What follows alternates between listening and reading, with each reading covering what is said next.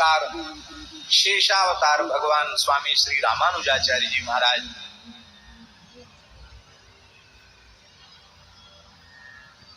दक्षिण भारत की घटना है।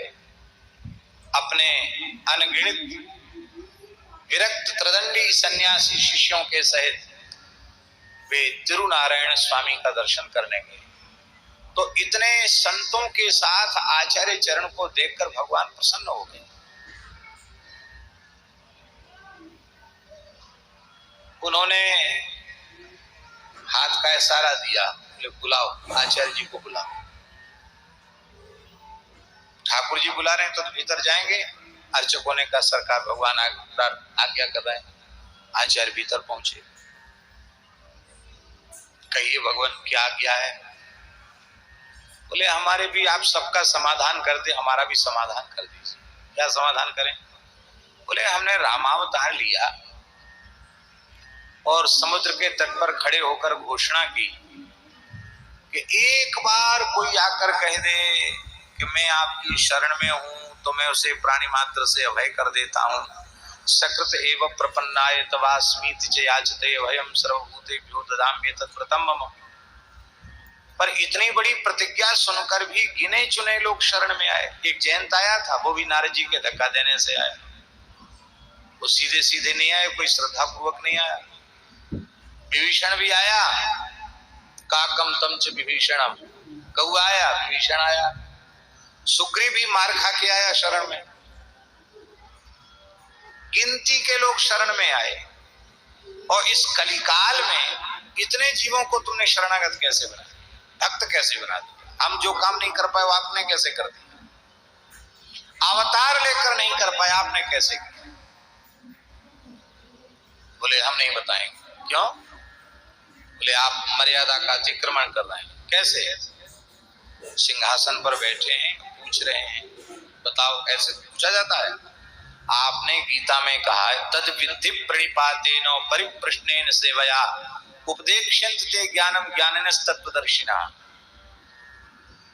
अरे किसी से कुछ पूछना हो तो पहले जाकर उनको साष्टांग प्रणाम करो। प्रणिपातेन विद्धि, प्रणिपात पूर्वक जानो। फिर केवल प्रणाम करके सीधे बोलने मत लग जाना।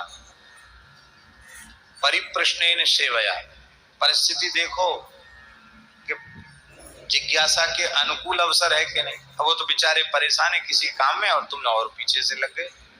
नहीं, अनुकूल अवसर देखो, फिर विनम्र भाषा में अपनी जिज्ञासा रखो और सेवा पूर्वक जिज्ञासा रखो।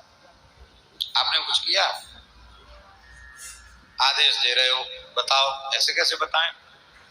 मर्यादा से पूछोगे तो बताएं। भगवान मुस्कुराए, ठीक, आचार्य ही डांट सकते हैं उनको, कोई बात नहीं, ठीक है। अर्चकों को कहा कि हमको बाहर लाओ। गर्भ के बाहर आ गए ठाकुर जी। आसन थोड़ा नीचा किया ठाकुर जी। आचार्य का ऊंचा आसन लगाओ, हमारा आसन नीचा रहेगा, आचार्य चरण का ऊपर रहेगा। आप बताइए प्रभु, नमस्कार, अब बताइए। इतनी भीड़ में बताएं? बोले ऐसा था तो आप वहीं गर्भगृह में ही व्यवस्था हो जाती। आपने पहले तो नहीं कहा कि भीड़ में नहीं बताएंगे, अब कहते भीड़ में कैसे बताएं? रहस्य की बात समुदाय में नहीं बताई जाती है। भगवान ने कहा इसी में समय चला जाएगा, जिज्ञासा तो शांत होगी नहीं हमारी। धीरे से कान में बता दो। हाँ, कान में बता देंगे। यही तो हम चाह रहे थे कि आपकी आज्ञा हो। तो तुरंत अपना काशाय भगवान के मुखारविंद ऐसे मस्तक पर रखा और उनके दक्षिण कर्ण में अष्टाक्षर मूल मंत्र का उच्चारण कर दिया। श्री नारायण मंत्र का उच्चारण कर दिया और वस्त्र हटा लिया। बोले हो गया समाधान? अरे ये समाधान थोड़ी है, ऐसे तो आप लोग चेला बनाते हो, शिष्य बनाते हो। तो आचार्य चरण मुस्कुराते हुए बोले कि ऐसे ही समझ लो। अरे भगवान, हम जीवों के पास कुछ नहीं है, आपके पवित्र चरित्र के अतिरिक्त आपके पवित्र नाम के अतिरिक्त हम लोगों के पास धरा क्या है? आपका नाम सुना सुनाकर, आपके गुण सुना सुनाकर, आपकी लीला सुना सुनाकर इतने जीवों को आपकी शरण में लाया।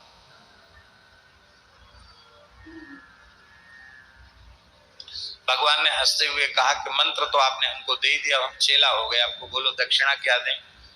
आचार्य चरण ने कहा कि अब तक किसी शिष्य से कोई दक्षिणा की कामना नहीं की गई। बड़े भोले लोग होते हैं। अभी एक ब्राह्मण देवता दिखाई पड़े, 2-3 दिन पहले की बात है, 2 दिन हो गए मुझसे।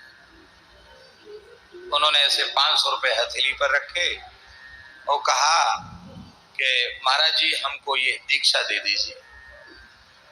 भोले थे बेचारे।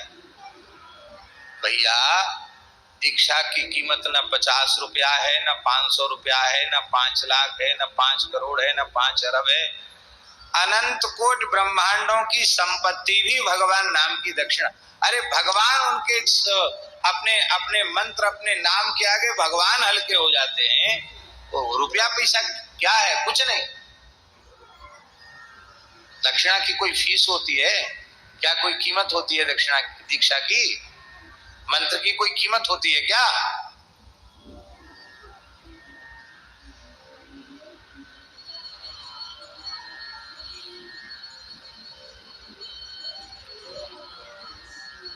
शिष्य को ऐसा चाहिए, गुरु को सर्वस्व दे। गुरु को ऐसा चाहिए, शिष्य सो कछु नहीं ले। कुछ न चाहे और शिष्य को चाहे कि वो सब कुछ अर्पित कर दे, तन मन प्राण सब न्यौछावर कर दे, सब इनका है।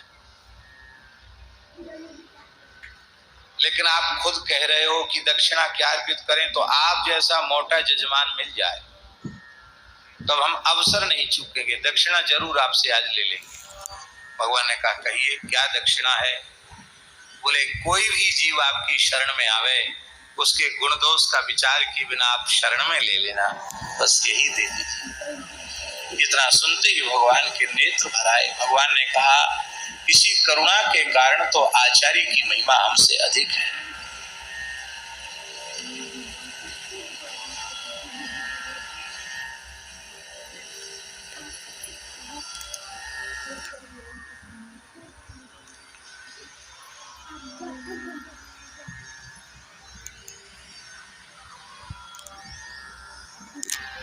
भगवान का नाम, भगवान का चरित्र, ये जो विशेष कथा कीर्तन का जो सद्गुण है वो भगवान के भक्तों का सद्गुण।